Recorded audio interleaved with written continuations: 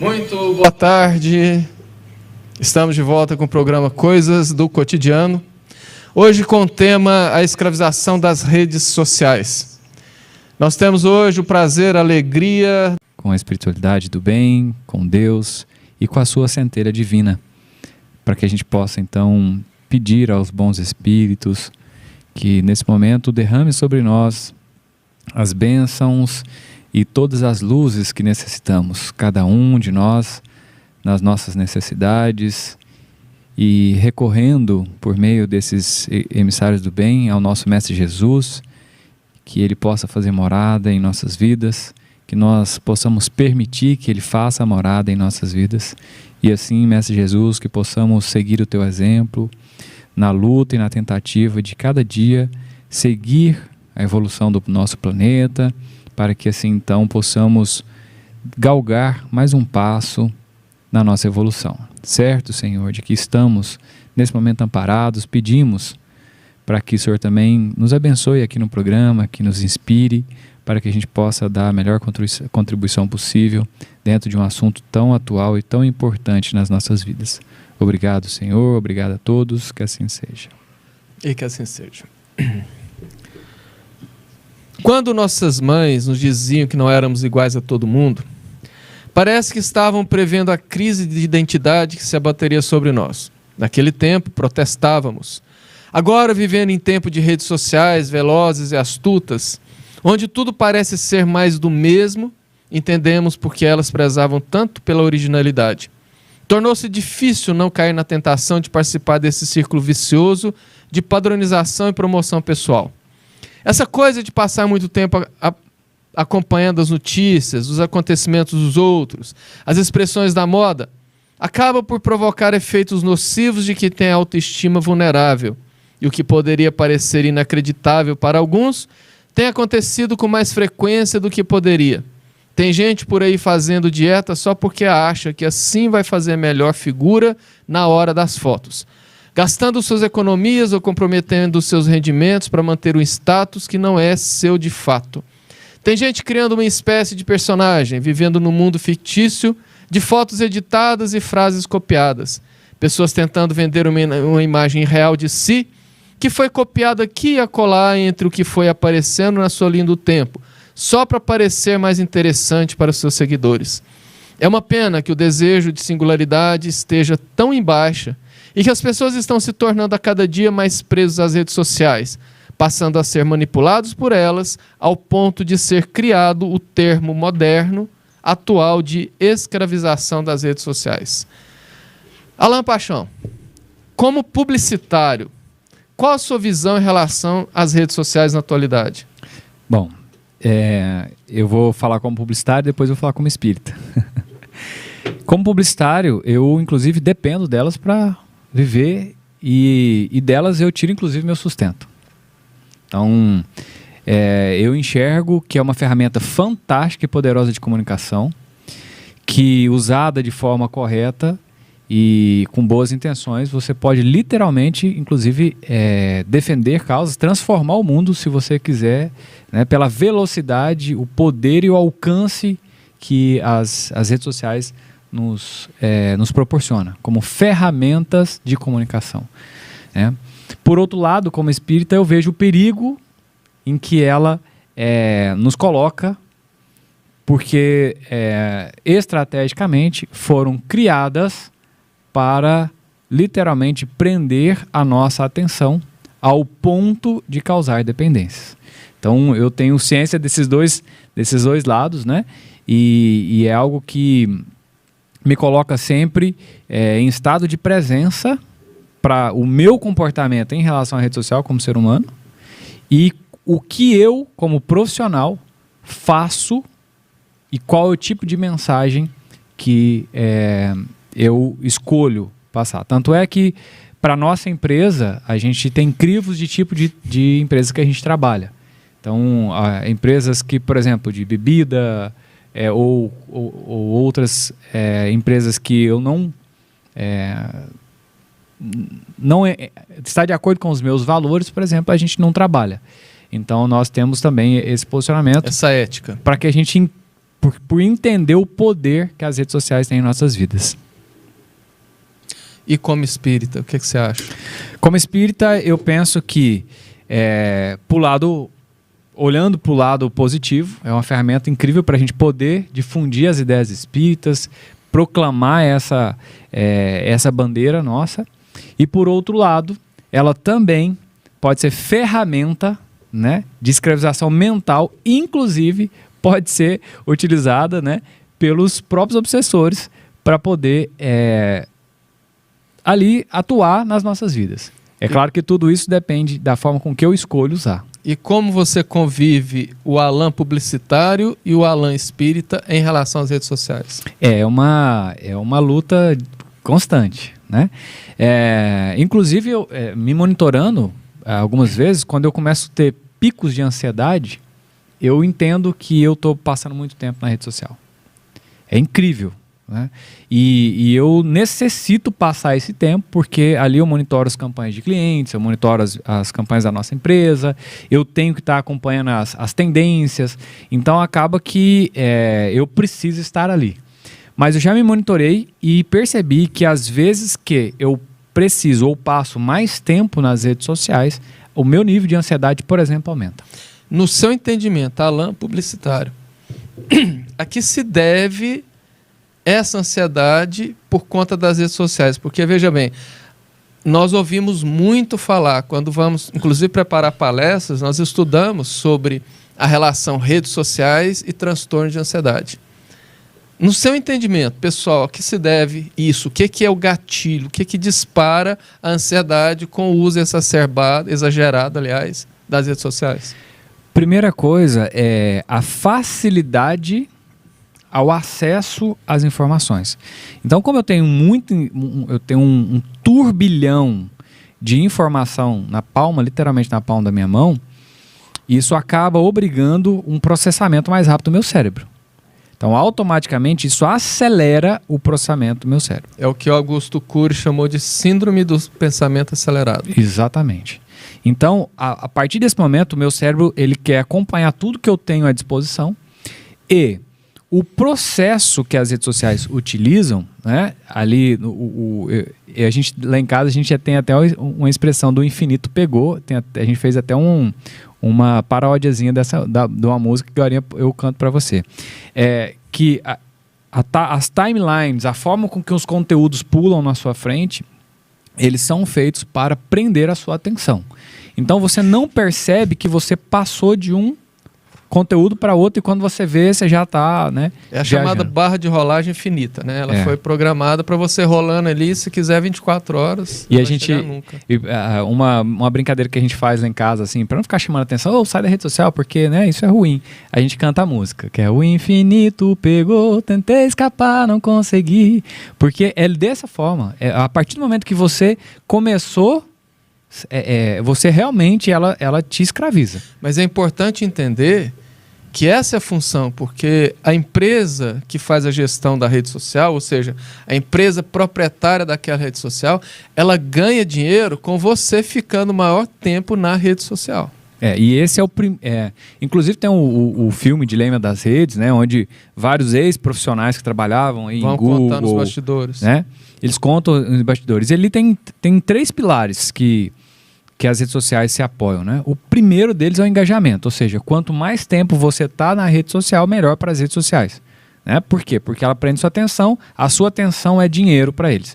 Então, o primeiro passo, engajamento. Então, eles estão assim, a cada segundo, testando coisas que prendem a sua atenção. Muda o botão de lugar, muda a forma de apresentar o texto, muda a forma de iniciar um vídeo. Ela testa vídeos, então os usuários produzem os conteúdos, então ela pega aqueles conteúdos e joga para o algoritmo e fala para o algoritmo, vê qual desses tem mais aceitação, então entrega mais isso. Né? E aí, então, o primeiro passo é esse, o primeiro pilar da rede social, o primeiro objetivo é engajamento. Eu quero prender a sua atenção, porque a sua atenção vale muito para mim, né? Que é o que o que as empresas precisam. Depois disso, vem o pilar de crescimento. O que é o pilar de crescimento? Eu preciso que mais pessoas estejam engajadas. Aí é onde eu influencio o meu meio. Ou seja, eu compartilhei alguma coisa, achei legal, compartilhei. Os meus amigos passam aí, e aí os meus amigos compartilham. Né? Então, e aqui eu quero fazer um paralelo também, é importante lembrar da importância que nós temos. A relevância que nós temos. A partir do momento que eu pego um conteúdo, compartilho aquele conteúdo, eu estou falando espiritualmente falando, tá? Uhum. Eu aumento a minha responsabilidade, porque eu acabei de difundir, né? Eu tenho um poder na minha mão.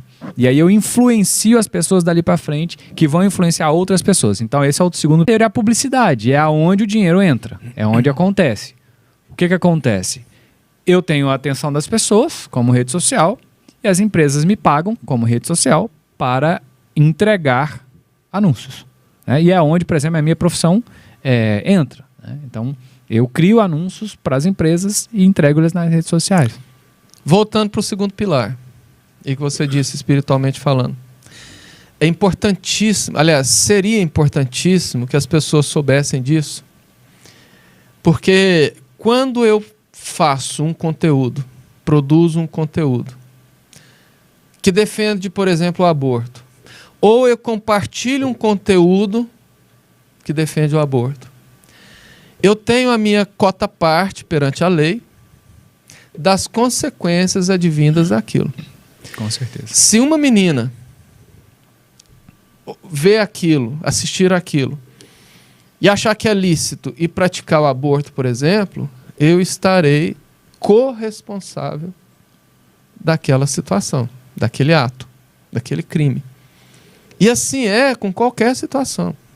Se eu compartilho qualquer notícia falsa, se eu compartilho a foto daquela pessoa que foi, inclusive ficou proibido você fotografar um acidente fatal, que o pessoal fazia isso muito, né? Se eu compartilho e aquilo acaba chegando na família causando uma dor, eu vou ter responsabilidade sobre isso, indubitavelmente. Com certeza. E lembra quando eu falei, Carvalho, de que inclusive os espíritos utilizam disso para obsessão? Sim. Porque a gente sabe que os espíritos, eles sentem as nossas emanações fluídicas e leem os nossos quadros mentais. Então, a partir do momento que eu estou ali na rede social, olhando o que não devia, ou se porventura pulo alguma coisa que eu não devia olhar, né? Pornografia ou acidente, uma coisa que gera... Você vai atrair gera um sentimento negativo. Negativo. Automaticamente, ou você vai dar brecha para um obsessor que já te acompanha, ou você vai atrair o obsessor gratuitamente, né? Então, pessoas que... se a gente for buscar aí os sugadores de energias sexuais, de repente você caiu ali num momento desse, e aí dali você já clicou e foi para, literalmente entrou e emergiu nesse conteúdo. Você começa então a ter afinidade com essa energia e você vai atrair, e aí está feito, né, um prato cheio de possibilidade aí para as influenciações, né? No Evangelho segundo o Espiritismo, tem um texto assinado pelo Dr. Barry, e que ele fala exatamente da inter-relação mundo físico, mundo espiritual. Ele fala que o que ocorre no mundo físico abala, de certa maneira, o mundo espiritual.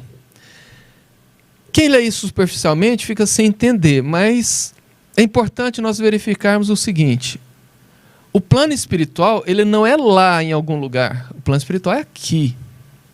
A diferença é que no plano físico, as moléculas que compõem a matéria estão vibrando em determinada frequência que permite com que nós interajamos, vimos, peguemos. O plano material, as moléculas estão vibrando em outra frequência, que permite interpenetrar os mundos sem necessariamente colidirem. Só que o que acontece aqui interfere lá, porque quem são os espíritos? Os seres encarnados que não têm um corpo mais.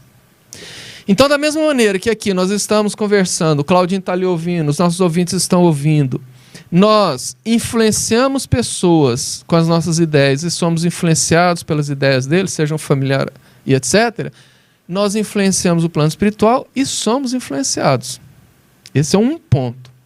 O segundo ponto é entender que, quando se fala de obsessão, principalmente aquele espírita desavisado ou que não estuda muito, tem-se a tendência de imaginar que o obsessor é um espírito raivoso, perseguidor, e que às vezes seja até destituído de muita inteligência, porque pensa assim, se ele fosse inteligente ele não seria assim. E que as obsessões são sempre como foram sempre. Aquela influência pertinaz que leva a pessoa a um sofrimento, às vezes até o ponto de levar a pessoa à loucura, mas não é assim. Esse é um dos tipos de obsessão. É, um dos tipos. Da mesma maneira que nós aqui vamos, entre aspas, evoluindo, o mundo vai caminhando por um lado, o plano espiritual idem. O advento das redes sociais, por exemplo, é importante nós entendermos que tudo que nós usamos aqui já existia no plano espiritual antes. Veio alguém de lá, conhecedor dessa tecnologia, para trazê-la para cá. André Luiz fala que, inclusive, a diferença tecnológica entre o orbe, a Terra, o plano material e, veja bem, e as cidades espirituais próximas da Terra, vamos entender as cidades ali do porte de nosso lar, é de 100 anos. Então, assim, hoje eles têm tecnologias lá que talvez nós entenderíamos ela aqui daqui 100 anos, daqui um século. Imagina as mentes inferiores, que são mentes também inteligentes. Eles são dotados de conhecimentos que estão além do nosso. Então, às vezes, para não falar sempre, eles conseguem e têm o conhecimento desse mecanismo de nos influenciar para que, através das redes sociais, nós influenciamos. É uma maneira também, assim como você faz um anúncio para atingir muitas pessoas, eles nos influenciam para que a gente faça uma postagem que vai atingir muitas pessoas. Então, fica muito difícil para aquela pessoa que nunca pensou isso, imaginar que quando ele está lá sozinho no quarto dele, ele e o computador, é uma pessoa escondida e isolada do mundo. Muito pelo contrário, né? Ele está mais exposto do que ele imagina. Sim, né? E Paulo disse, estamos rodeados por uma nuvem de testemunhas. Né? Ali, muitas vezes, às vezes a pessoa fala assim, nossa, eu fiz uma postagem aqui que foi demais, eu sou o cara. Mal sabe ele que estava sendo inspirado sem ele perceber. E principalmente nesse momento onde as polaridades, as rixas ideológicas estão muito exacerbadas, meu amigo, se achar um filão para fazer coisa errada, é muito simples. E é uma palavra tá feita a discórdia, né, Carvalho? Mas ainda aproveitando dentro desse contexto aqui, sobre obsessão em rede social, né? A gente nem programou isso, mas nós estamos falando de obsessão em rede social. Dá um assunto, dá um programa só disso, né, Carvalho? O que acontece? As pessoas, quando estão na vibração do medo e da ansiedade, elas estão as pessoas... Com a guarda baixa. Com a guarda baixa, né? E lembra quando eu falei que quando eu me sinto mais ansioso, eu posso entender que eu estou talvez mais sempre, né? E eu fico preocupado porque se eu estou ansioso, eu estou com a guarda baixa, né? Então, ansiedade e medo são dois sentimentos que estão ligados a nosso instinto de sobrevivência. Então, quando a gente está ligado ao instinto de sobrevivência, nós estamos no piloto automático, né? Lutar ou fugir, né? Todo esse mecanismo que o cérebro... Como seres animais que somos. Exatamente. E aí, se a gente... os seres inteligentes... Estou falando aqui e a Siri está pegando tudo que eu estou falando aqui. Ó. E os seres... e os outras mentes que estão acoplados a nós, seja por obsessão ou por até mesmo os nossos guias, enfim, né? Elas sabem disso.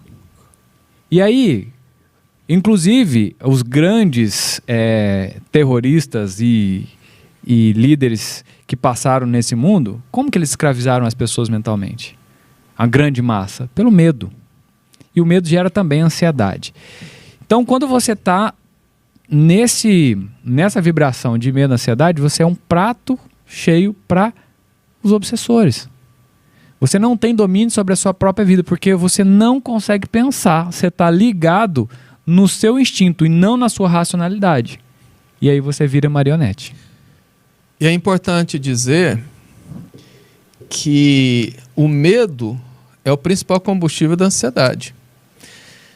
De uma maneira muito simplória, bem superficial, o que seria a ansiedade? É a preocupação com o futuro. Onde você vive hoje, no presente, uma preocupação com o futuro. E o que gera os transtornos? O medo do futuro. Medo de não dar certo, medo de não dar certo, medo de como vai ser, né?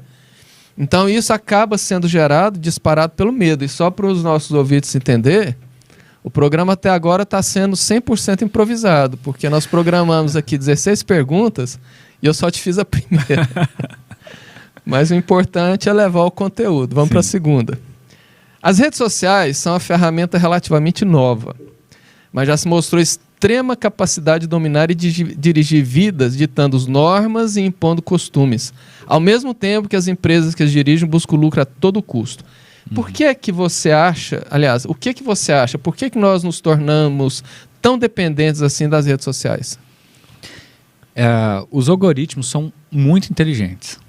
Ao ponto... Abre um parêntese para o nosso ouvinte entender o que é um algoritmo. Tá. Porque a gente ouve muito falar algoritmo do Instagram, mudou, tal. Ótimo, bom esclarecer. Os algoritmos é uma programação, né, um código de computador programado que pensa. Então isso é um algoritmo, ele pensa. Você tem quantos anos? Eu tenho 40. Tá. Então eu acredito que quem tem mais de 40 deve ter aprendido programação no DOS, no DOS, Isso. quando os computadores começaram a aparecer no finalzinho da década de 80. Só para o nosso ouvinte entender... Eu peguei essa transição. Hã? Eu peguei essa transição. Para entender o que é algoritmo. Só para o nosso ouvinte entender, principalmente a geração nova, o computador, quando surgiu no final da década de 80, não era igual hoje, que você tem mouse, vai lá, clica e abre tudo, não. Isso aqui é um computador, né? Isso. Era uma telinha verde, escura, aliás, com o caractere, a letra verde, o cursor ficava piscando. Se você quisesse colocar um relógio na tela do computador, você tinha que programar isso. Então, essa programação, aquelas linhas, hoje, o nome moderno é algoritmo. Exatamente. Então, hoje ele é criado, porque assim, a grosso modo, também de maneira simplória, né? O número 1, ele vai mudar quando? Quando o número 2 chegar a 60 dividido por 60, que seria a questão dos segundos. Se não chegar, não pode mudar. Então, você sempre vai fazendo assim. Se chegar aqui, tem que ir para cá. Se chegar aqui, tem que ir para cá. Se chegar aqui, tem que ir para cá. Então, os algoritmos modernos hoje, eles são tão bem elaborados que dá a impressão que eles pensam. Sim. A chamada inteligência artificial. Sim. Inclusive, existe até uma discussão, né? Se eles são capazes de processar isso automaticamente. Inclusive, existem algumas teorias que dão conta e que muitas vezes eles têm que ser desativados porque eles vão criando códigos próprios que nem quem criou sabe o que está acontecendo. Então, aí os algoritmos, o que eles propõem, né? O que eles fazem? Eles entendem o seu comportamento, eles mapeiam o seu comportamento e aí eu entro que acredita na própria escravização. Ele vai filtrar as coisas que você não gosta e vai te entregar só o que você gosta. O que isso quer dizer? Quer dizer que você entra numa bolha. Então, quando você entra numa bolha, você fica isolado naquela bolha. E por isso que tem as polaridades, né? Tem as verdades. A minha verdade é diferente da sua. Por causa da forma com que eu penso. O que não quer dizer que a sua verdade também não seja verdade. Para o nosso ouvinte entender. Tudo que nós fazemos estão sendo literalmente vigiados. Agora, a Siri gritou aí. Por quê? Porque ela está te ouvindo, está me ouvindo. Né? Ela já sabe diferenciar a sua voz da voz de quem está próximo de você.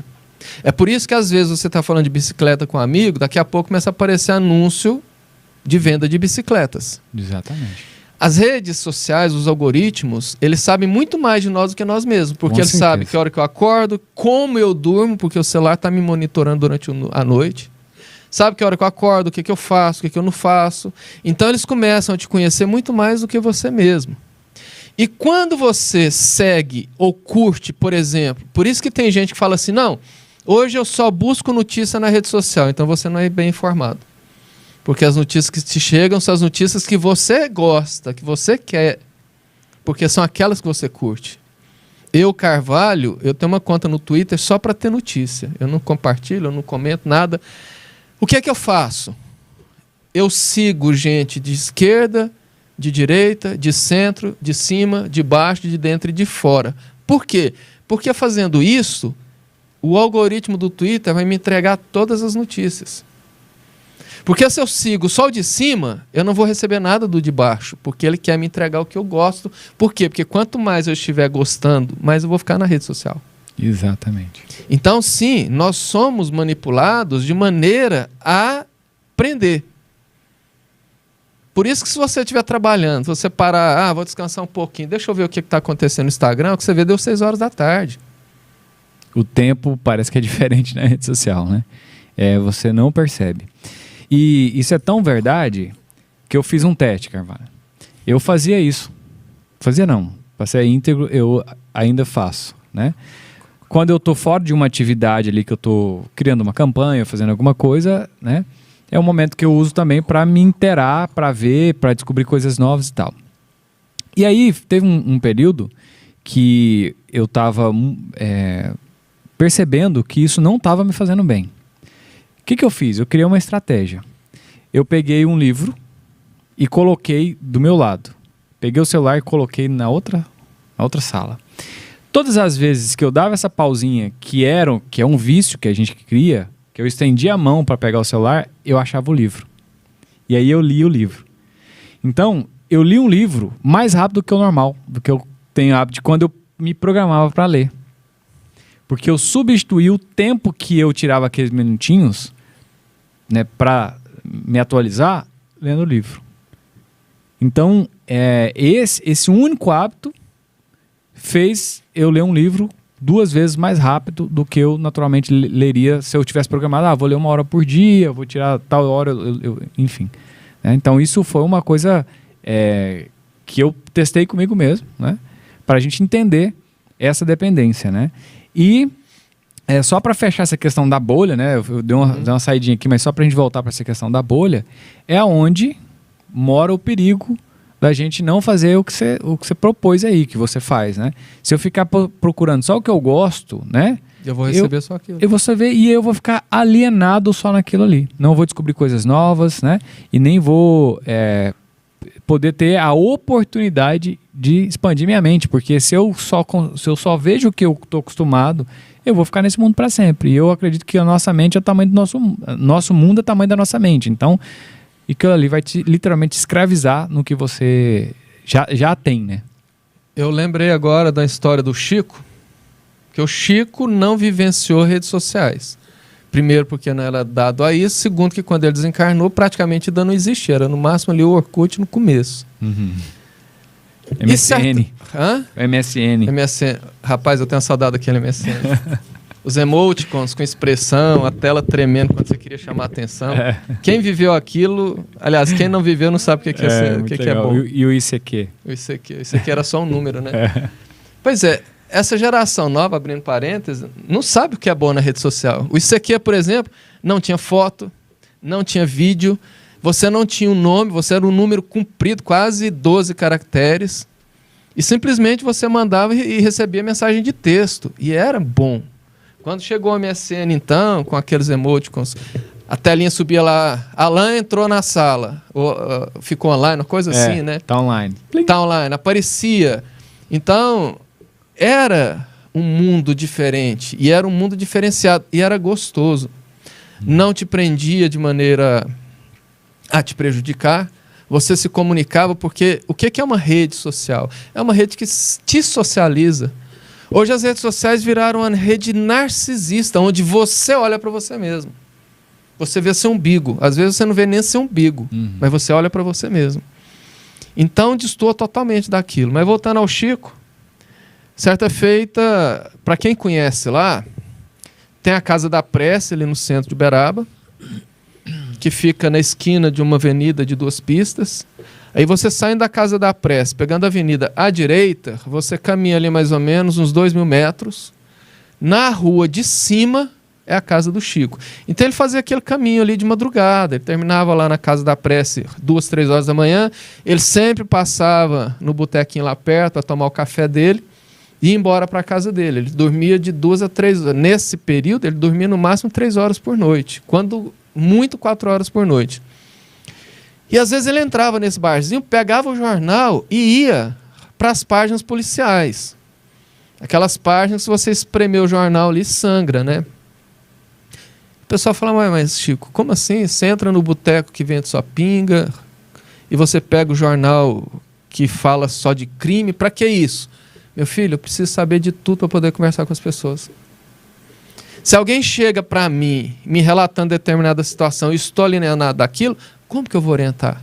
E a mesma coisa hoje em relação às redes sociais. Nós precisamos ler tudo. É o que o Paulo de Tarso falou. Receba tudo, em outras palavras, né? Dá uma peneirada, pega o que é bom, descarta o que é ruim.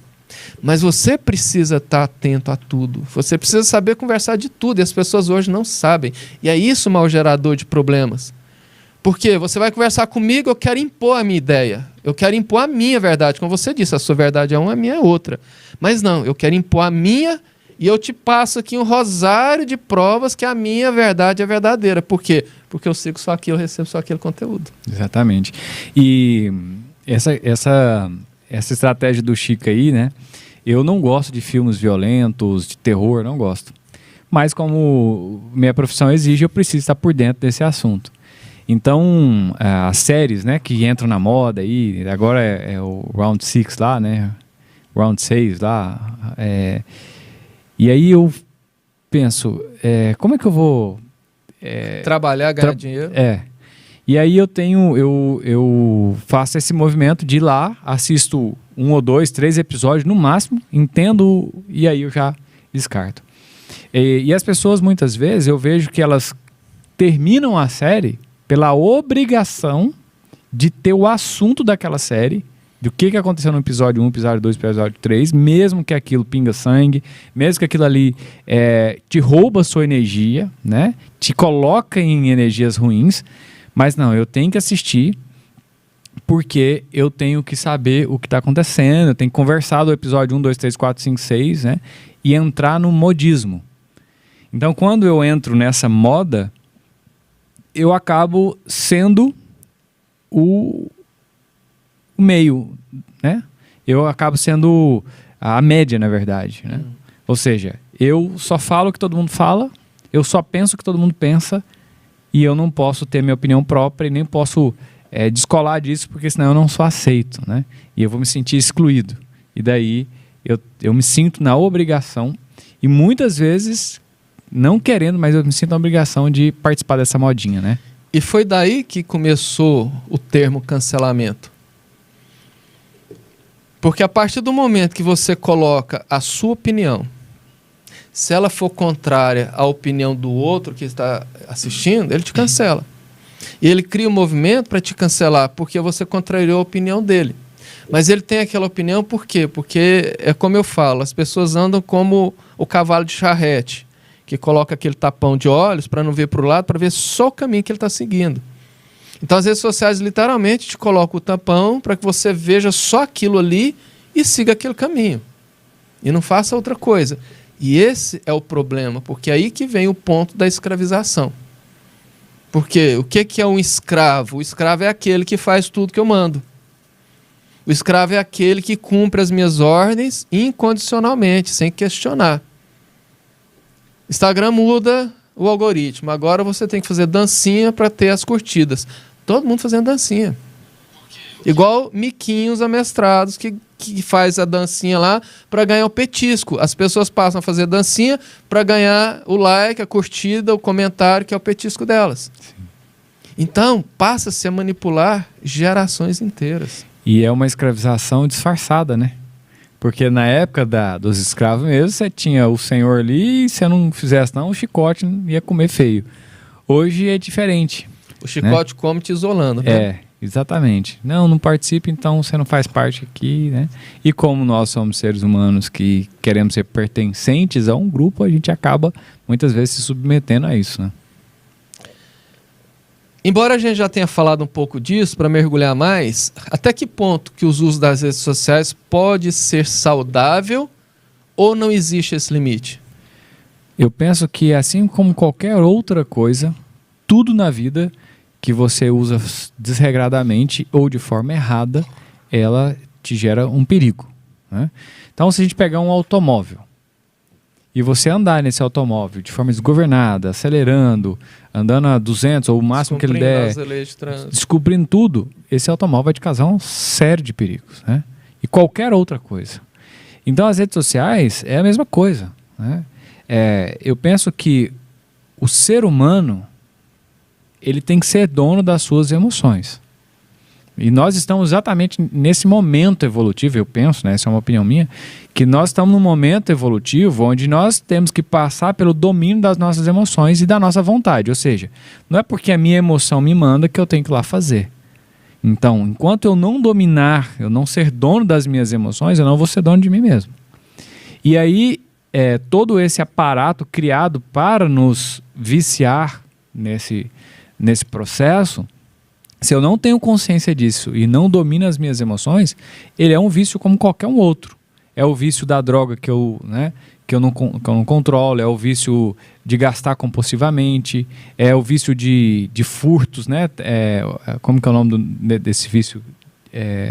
que você tem pessoas que fazem pequenos isso é furtos, né? Que é um vício. Enfim, tem diversos tipos de vícios. Vício no doce, vício no café. Então, qualquer coisa que está fora do equilíbrio, ele é um vício. E as redes sociais é a mesma coisa, né? Inclusive, tem um amigo meu que trabalha na saúde, ele é médico, e ele recebe lá, nós já conversamos sobre isso, jovens, né, que precisam receber medicamentos e tratamento para fugir do vício do celular. Já tem um nome, nomofobia. A nomofobia é justamente o vício no celular. Quando você falava, eu estava aqui pensando, e foi importantíssimo você dizer assim, eu tenho que conhecer as minhas emoções para dominar as minhas emoções e poder usufruir, utilizar. É a chamada maturidade, nesse caso, a maturidade mental. Porque quem ouve, às vezes, a gente falando dos malefícios da rede social, principalmente uma geração mais nova, que nasceu depois das redes sociais, tem a tendência de falar assim, eles ficam demonizando uma coisa tão boa. Ninguém está demonizando nada. Ninguém está proibindo nada. Inclusive, a doutrina espírita não proíbe nada, muito menos rede social. Mas ela nos orienta o seguinte, o problema não é o uso, o problema é como você usa. O problema é o excesso do uso. Álcool.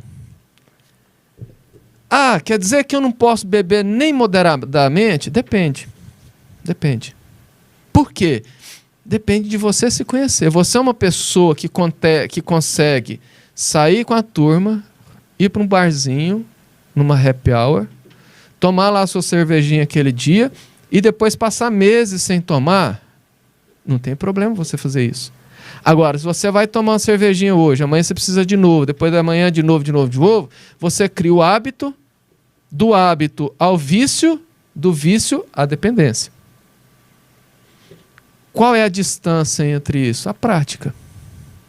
Então, se eu tenho, por exemplo, organicamente, as deficiências enzimáticas, que me permite, por exemplo, metabolizar o álcool lentamente.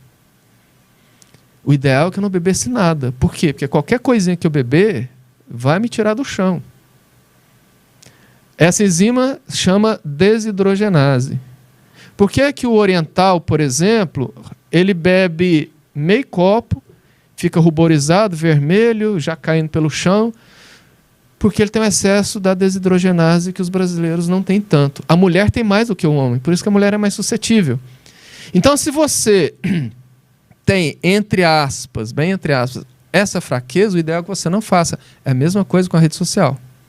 Se você não sabe usar a rede social e deixa a rede te usar, é preferível que você não faça. Por quê? Porque você cria o hábito. Do hábito, vício. Do vício à dependência.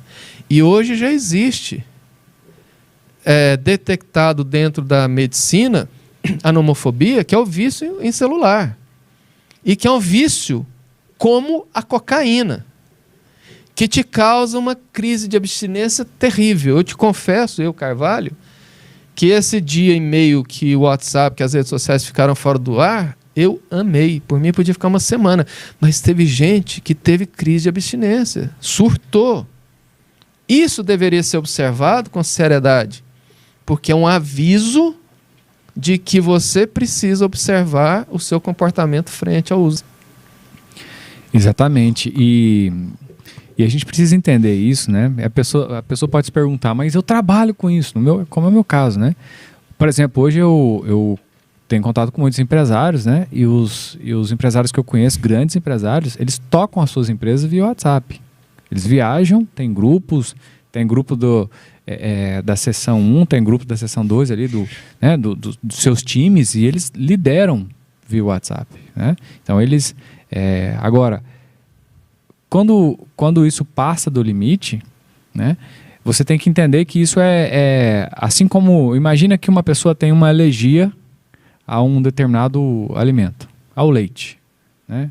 E se ela tomar, ela, passa muito mal, chega a ir para o hospital. É a mesma coisa com qualquer outra coisa. né? Então, se as redes sociais me faz mal, para que eu vou usar? Se o álcool me faz mal, eu tenho alergia, né? Para que eu vou usar?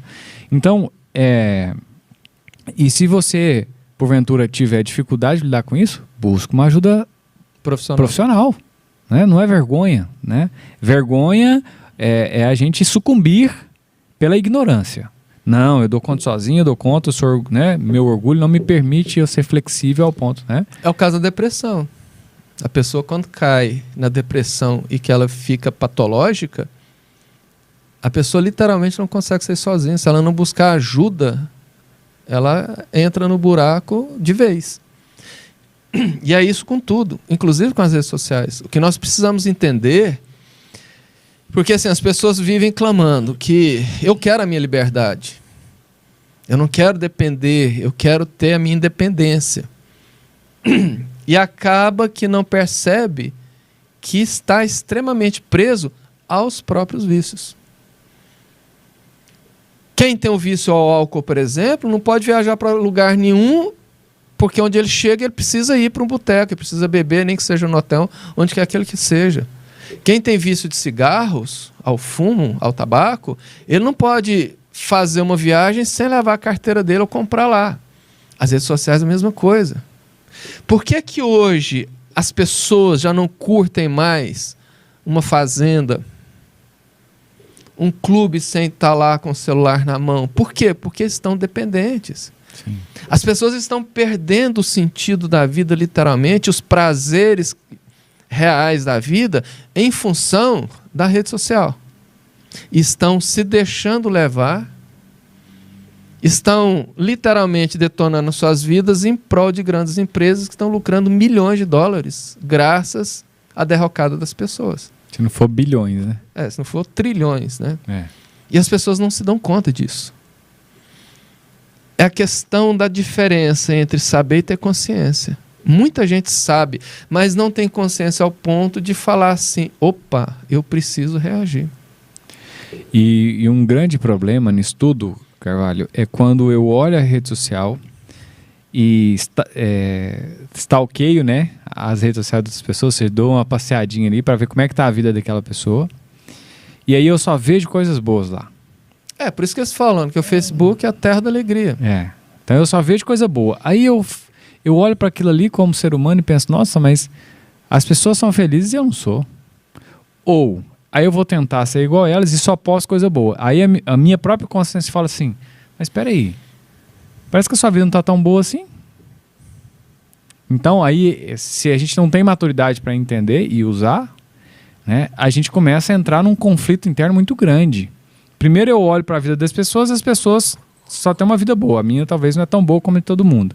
E quando eu tento fazer a minha ser boa como a dos outros, ou seja, só postar coisa boa, a minha própria consciência me cobra e fala, mas peraí, você está vivendo em que mundo? Isso é um processo tão inconsciente, tão profundo, que aí vem a depressão, ou vem a ansiedade, ou vem as frustrações, e eu não sei porquê, mas lá no fundo é a incongruência com o que você verdadeiramente é, ou a sua vida é, com o que você faz, ou com o que você posta, né? Então, quantas pessoas que não alugam carros para tirar fotos, né? Alugam uma Ferrari, um Porsche, né? Só para tirar foto e postar lá. Não fala que é meu, mas eu também não falo que não é. Eu só ponho uma foto, né? Põe um hashtag lá, partiu, ou hashtag é hora de experimentar a máquina, alguma coisa, ou, né?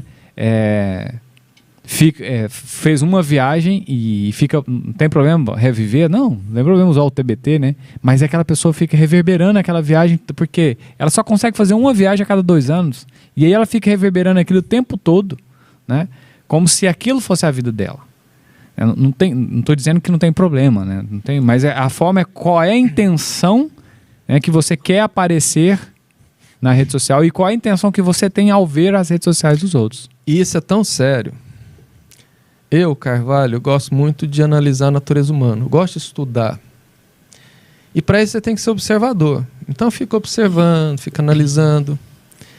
E aqui eu vou elencar 2 fatos que eu vi, que eu presenciei, que ninguém me contou, que demonstram o quanto existe uma diferença entre a pessoa real e a pessoa da rede social.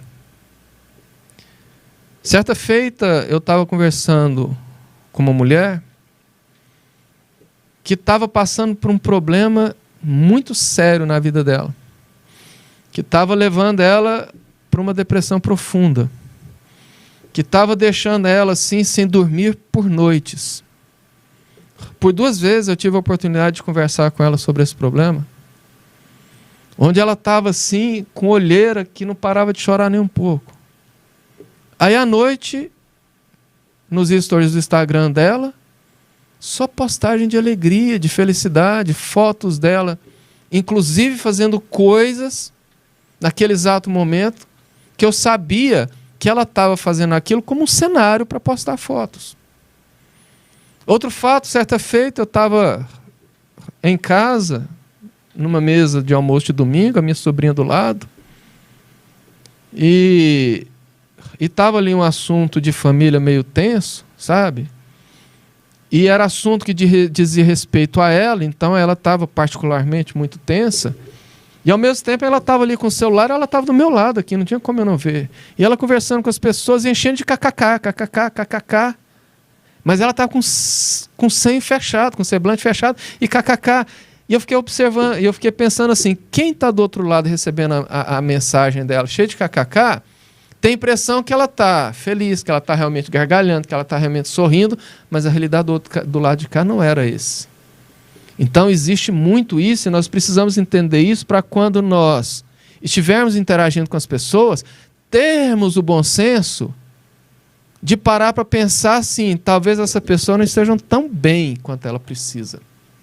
Porque assim, através de uma rede social a gente pode também fazer caridade, auxiliar, ajudar, né? Sim. E pegando um gancho com isso, Carvalho, eu queria deixar um alerta aqui para os pais.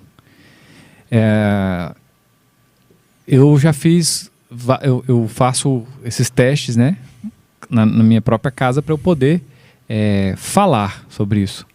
Tenho uma filha de 10 anos e eu já percebi várias vezes que o tempo que ela passa na rede social, né, ali é tudo monitorado, eu tenho o aplicativo que monitora, limita o tempo e tal. Mas algumas vezes que eu flexibilizei, né, pai, não, libera mais um pouquinho, quero conversar um pouquinho com a minha amiga, quero ver alguns vídeos no YouTube, e eu flexibilizei e abri uma quantidade a mais de tempo, ela muda o comportamento.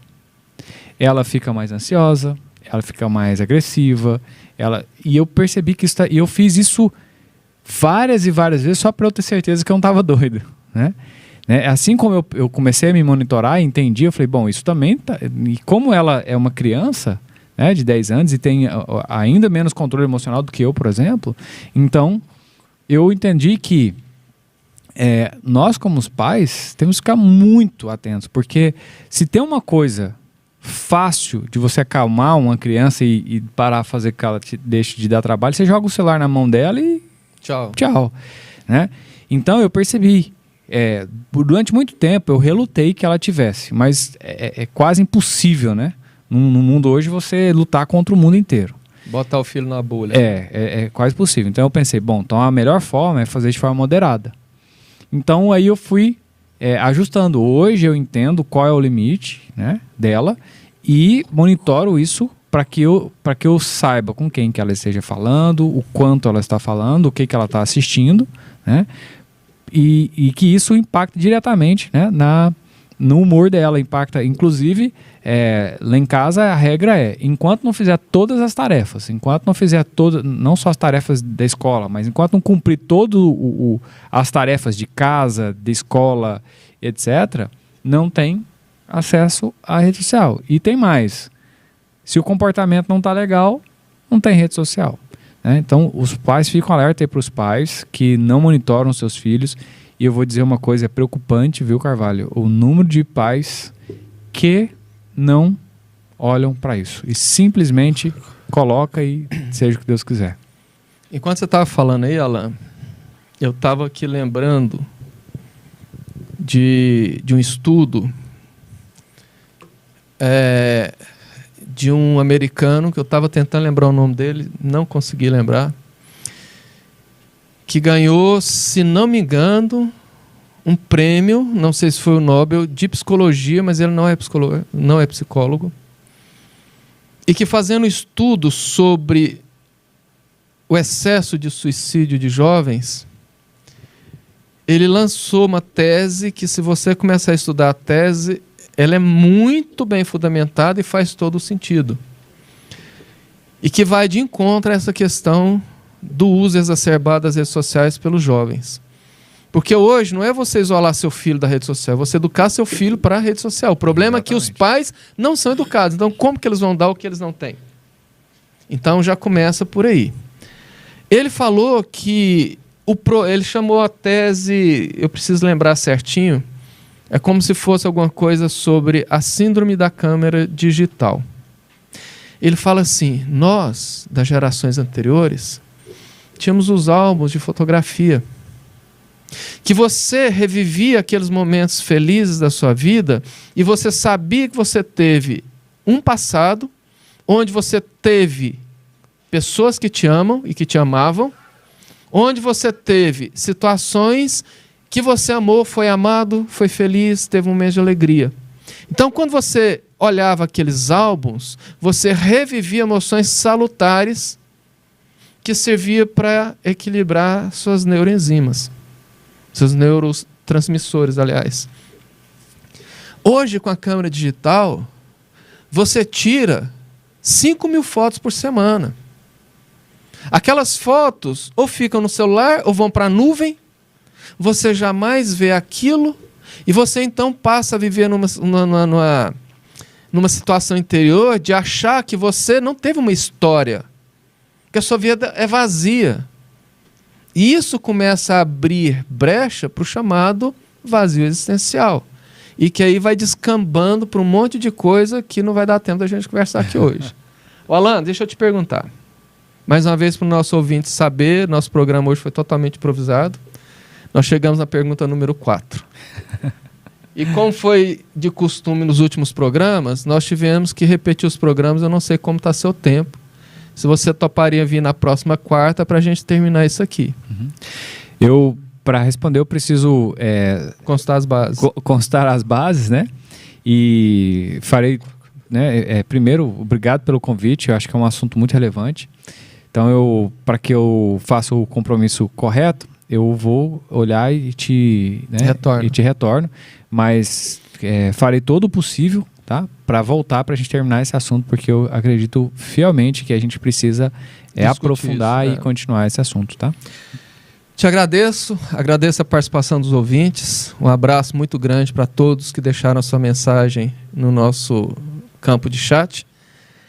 E convido a todos para elevar os pensamentos a Jesus, para que nós possamos agradecer ao Mestre pela essa oportunidade de aprendizado, rogar para que Ele abençoe aqueles que necessitam, que abençoe a nossa humanidade, que nos fortifique para que saibamos como enfrentar os desafios, os problemas, tendo sempre como norte o Teu Evangelho. Muito obrigado a todos. Em nome de Jesus, então, encerramos o programa dessa tarde e que Ele nos abençoe a todos. Obrigado, um abraço. Assim seja. Até a próxima.